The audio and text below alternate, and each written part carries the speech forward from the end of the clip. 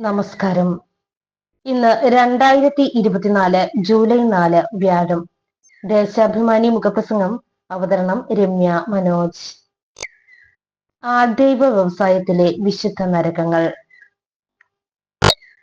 ആഗോളവൽകൃത കാലത്ത് മനുഷ്യർ നേരിടുന്ന ഭൗതികമായ തിരിച്ചടികൾക്കും ദുരിതങ്ങൾക്കുമുള്ള മറുമരുന്ന് ആൾദൈവങ്ങളിലുണ്ടെന്ന് വിശ്വസിക്കുന്ന ജനലക്ഷങ്ങളാണ് പലപ്പോഴും ഭക്തി വ്യവസായത്തിന്റെ നടത്തിപ്പുകാരുടെ ഇരകൾ.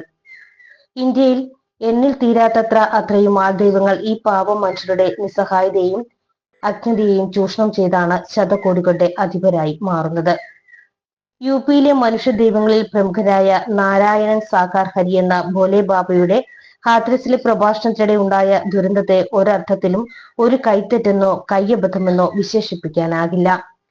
സുരക്ഷയെ അല്ലെങ്കിൽ മനുഷ്യജീവന്റെ മൂല്യത്തെ തന്നെ ക്രൂരമായി അവഗണിച്ചതിന്റെ അനിവാര്യമായ പരിണിതിയാണ് ഹാത്രസിലെ സത്സംഗ് വേദിയിലെ ദുരന്തം.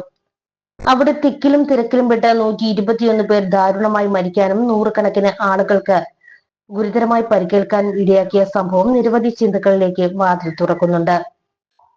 1.5 ലക്ഷത്തോളം പേർ ഒത്തുചേരുന്ന ആൾദൈവ പ്രഭാഷണ പരിപാടിയുടെ സംഘാടകരായ മാനവ് മംഗൾ മിലൻ സദ്ഭാവന സമാഗം സമിതി സുരക്ഷ അവഗണിച്ചതിന്റെ പേരിൽ എത്ര കുടുംബങ്ങളാണ് തീരാ നോവിലേക്ക് എടുത്തെറിയപ്പെട്ടത്? ഭോലെ ബാബയുടെ ചൊവ്വാഴ്ചത്തെ സത്സംഗിൽ എത്ര ആളുകൾ പങ്കെടുക്കുമെന്ന് സംഘാടകർ അധികൃതരിൽ നിന്ന് മറച്ചുവെച്ചു എന്നാണ് യുപിയിൽ നിന്ന് ലഭിക്കുന്ന വിവരം. ചടങ്ങിൽ അനിവാര്യമായ സുരക്ഷാ സൗകര്യങ്ങൾ ഉണ്ടായിരുന്നില്ല. കൊടും ചൂടിനെ പ്രതിരോധിക്കാൻ മാർഗമില്ലാത്തതിനാൽ ആളുകൾ പുറത്തേക്ക് കടക്കാൻ വ്യഗ്രത കാട്ടി. പലരും പരിഭ്രാന്തരായി വീണു. അവരുടെ ശരീരത്തിൽ ചവിട്ടി പുറത്തു കടക്കാൻ ശ്രമിച്ചവരും നിലംപതിച്ചു. പന്തലിലേക്ക് കയറാനും ഇറങ്ങാനും ഏക വഴിയിലൂടെ പുറത്തു കടക്കാനുള്ള ശ്രമത്തിലാണ് ആളുകളുടെ വീഴ്ച.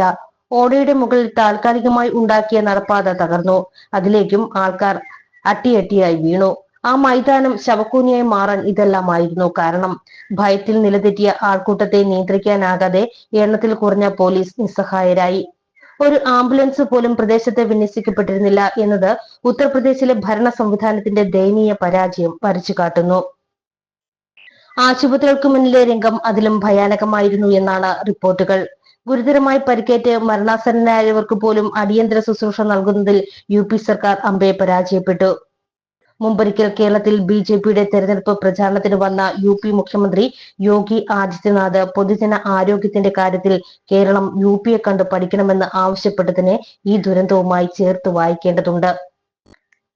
ദുരന്തമുഖത്ത് നിന്ന് ആൾദൈവം ഭോലേനാഥ് അനുയായികൾക്കൊപ്പം സുരക്ഷിത സ്ഥാനത്തേക്ക് രക്ഷപ്പെട്ടു. ഇയാൾ രക്ഷപ്പെട്ടതാണോ യുപി സർക്കാർ ഇടപെട്ട് ഇയാളെ സുരക്ഷിത സ്ഥാനത്തേക്ക് മാറ്റിയതാണോ എന്ന് ഇനിയും വ്യക്തമായിട്ടില്ല.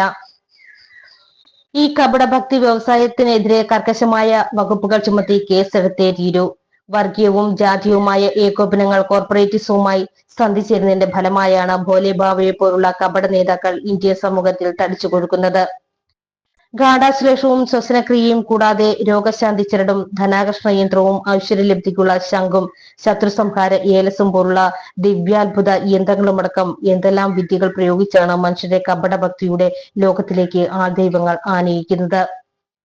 ആഗോളവൽക്കരണം ശക്തമാകുന്നതോടെ ശാസ്ത്രീയതയും ആധുനികതയും മതനിരപേക്ഷതയും എല്ലാം ശക്തിപ്പെടുമെന്ന് വിശ്വസിച്ച ചിലരുണ്ട്. എന്നാൽ ഏറ്റവും ഉന്നതമായ സാങ്കേതിക വിദ്യകൾ അന്ധവിശ്വാസത്തിന്റെയും കപടഭക്തിയുടെയും പ്രചാരണത്തിന് ഉപയോഗപ്പെടുത്തുന്നത് ദുഃഖത്തോടെയേ കാണാനാകൂ.